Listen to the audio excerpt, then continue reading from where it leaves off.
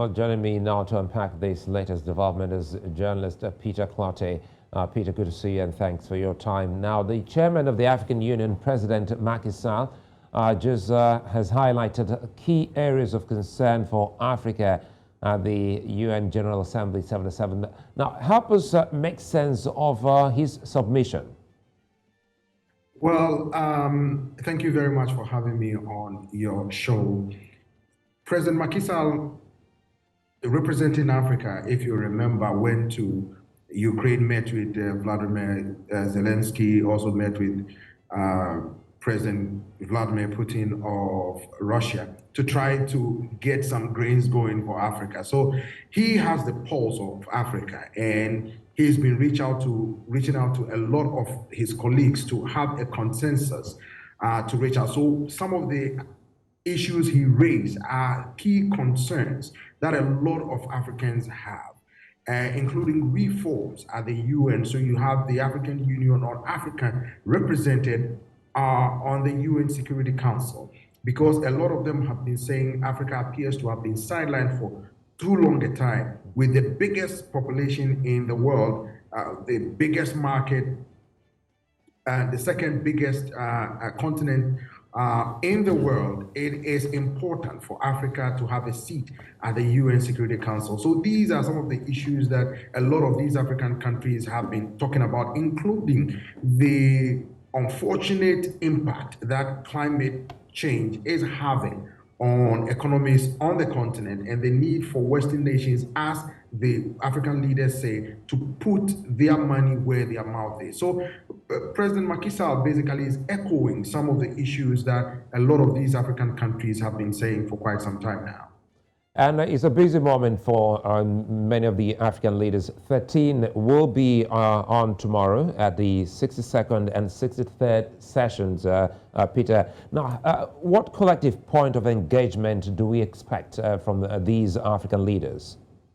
Well, one of the key issues they've been talking about is climate change and the impact it has been having on their collective or respective countries. Secondly, you know, a lot of these countries are trying to build back after the pandemic really ravaged their economy. So they want a strong partnership. They want foreign direct investment. They want food security. They want a lot of the things that every wealthy residents of wealthy nations have. They want partnership to build back businesses, to create the enabling environment for their industrial basis, for infrastructural development, for job creation, for youth and employment, because a lot of the populations across Africa are below the age of 45. They are young, they want jobs, but the opportunities are not there. It is a ticking time bomb, experts tell us. So a lot of these African leaders are worried, trying to find solutions to some of these myriad of challenges they face, pragmatically economic. If you don't address that challenge, then you risk your youth being lured into all kinds of activities, including instability, including joining armed groups to destabilize the country further. So there's a common theme among them. But climate change and building back economy are key on the agendas on some of these African leaders who will be presenting their views or on the debate at the UN General Assembly right here in New York City. And Peter, talking about commonalities, and one of the key issues that has been perennial from Africa has to do with having a permanent seat in the UN Security Council. How is that taking shape, again, for another year from the leaders? Well, I understand your concern. A lot of countries, not only Africa, have been calling for reforms at the United Nations, especially when it comes to having a seat at the UN Security Council where important decisions are made which usually affect or impact Africa. They are backed by other countries from other continents because they feel that Africa, it's about time Africa is given a seat at the table where decisions are made, because sometimes the temporary seat that Africa has on the Security Council is not enough.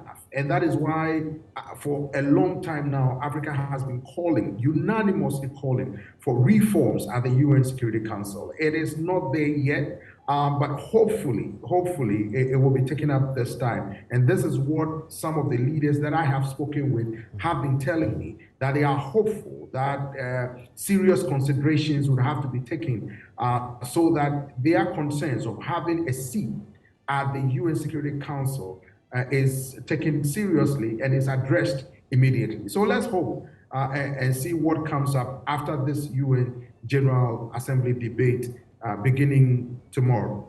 And Peter, before I let you go, let's stretch your hope here, because Macky Sall has also shown his concern about lifting of sanctions on Zimbabwe.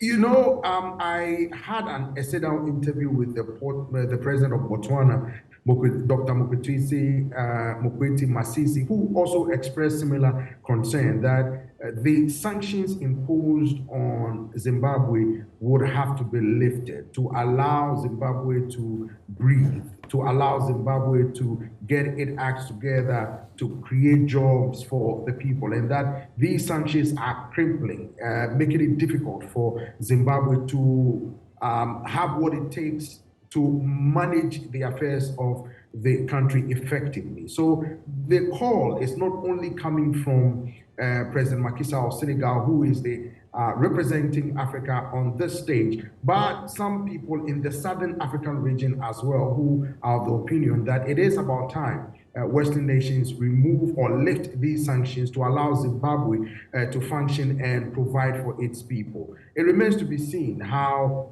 those who impose those sanctions will take this and try to lift them. Let's see what happens. Journalist Peter Clottey, many thanks for your time. Thank you very much, my brother.